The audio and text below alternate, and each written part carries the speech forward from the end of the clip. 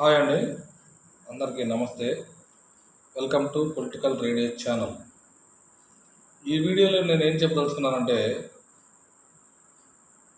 Andhra Pradesh police constables mains ఎగ్జామినేషన్కి సంబంధించి మాట్లాడదలుచుకున్నానండి. ఈరోజు police శాఖ వారు మెయిన్స్ ఎగ్జామ్ షెడ్యూల్ డేట్ ఇవ్వడం జరిగింది.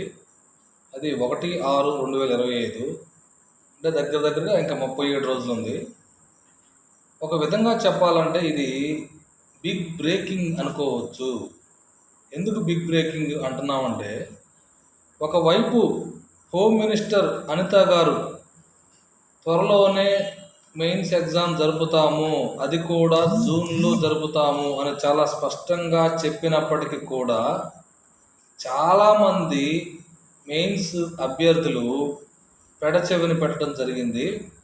మే 1వ తేదీన హీరింగ్ ఉంటుంది, ఆ హీరింగ్ తర్వాత చూసుకోవచ్చులే, ఎగ్జామ్ తర్వాత కూడా పోస్ట్పోన్ అయ్యే అవకాశాలు చాలా ఉన్నాయి అని చాలామంది అభ్యర్థులు దగ్గరగా 70 to 80% మెంబర్స్ అభ్యర్థులు అలా ఆలోచన చేయడం జరిగింది. వాళ్ళందరికీ ఇది ఒక షాకింగ్ పరిణామం.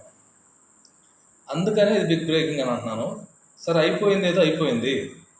మెయిన్స్ ఎగ్జామ్ షెడ్యూల్ రాదు అనుకున్నారు, కానీ షెడ్యూల్ కూడా వచ్చేసింది. కేవలం 37 రోజులు మాత్రమే ఉన్నాయి. ఈ వీడియోలో ఒక 2-3 పాయింట్లు డిస్కస్ చేసి నెక్స్ట్ వీడియోలో క్లియర్గా ఈ 37 రోజుల్లో ఏమి చదవాలి, ఏ సబ్జెక్ట్ బాగా చదవాలి, ఎట్లా చదవాలి అనే దాని మీద కూలంకషంగా డిస్కస్ చేస్తాను. అయితే ఈ వీడియోలో నేను చెప్పదలుచుకున్నది ఏంటంటే, ఫస్ట్ అభ్యర్థులకి నేను కొన్ని సూచనలు సలహాలు ఇవ్వదలుచుకున్నానండి.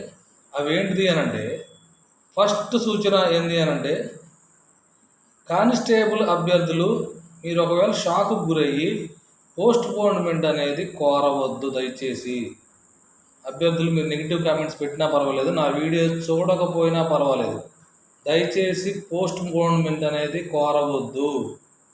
ఎందుకు కోరవద్దు అన్నారంటే, ఇప్పుడు పోస్ట్పోన్మెంట్ కోరారు అని అంటే ఆ తర్వాత ఎప్పుడు ఎగ్జామ్ జరుగుతుందో కూడా తెలియదు.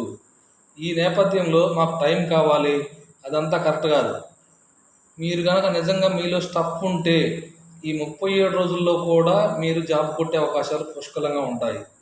అంతేకాని మాకు ఇంకా టైం కావాలి అంటే మాత్రం చాలామందికి సంవత్సరాలు అశోక్ నగర్లో చదువుతానే ఉంటారు, వాళ్ళకి ఉద్యోగాలు రావు.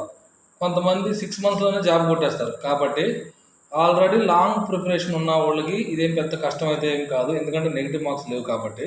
సో దయచేసి పోస్ట్పోన్మెంట్ అనేది కోరవద్దు, బాగా అర్థం చేసుకోండి. నెక్స్ట్, ఈ ఎగ్జామ్ గురించి కొన్ని 2-3 పాయింట్లు నేను చెప్పదలుచుకున్నానండి.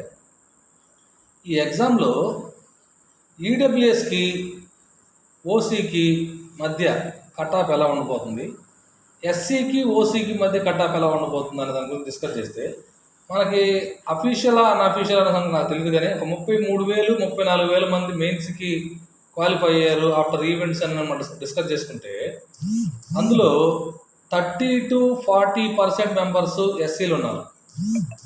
నిజమో కాదు తెలియదు, కానీ ఈడబ్ల్యూఎస్ వాళ్ళు చాలా తక్కువ మంది ఉన్నారు. నేను ఏం చెప్పదలుచుకున్నాను అంటే, ఫస్ట్ ఈడబ్ల్యూఎస్ గురించి, ఈడబ్ల్యూఎస్కి ఓసీకి కట్ ఆఫ్ చాలా డిఫరెన్స్ ఉండిపోతుంది.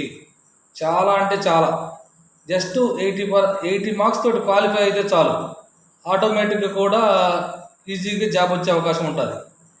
అలాగే అంటే ఈడబ్ల్యూఎస్కి ఓసీకి కట్ ఆఫ్ చాలా డిఫరెన్స్ ఉండబోతుంది. నెక్స్ట్ నెంబర్ టూ ఏంటంటే, ఎస్సీకి ఓసీకి కట్ ఆఫ్ డిఫరెన్స్ చాలా తక్కువ ఉండబోతుంది. ఎస్సీకి ఓసీకి కట్ ఆఫ్ చాలా తక్కువ ఉండబోతుంది, బాగా అర్థం చేసుకోండి ఈ పాయింట్ కూడా.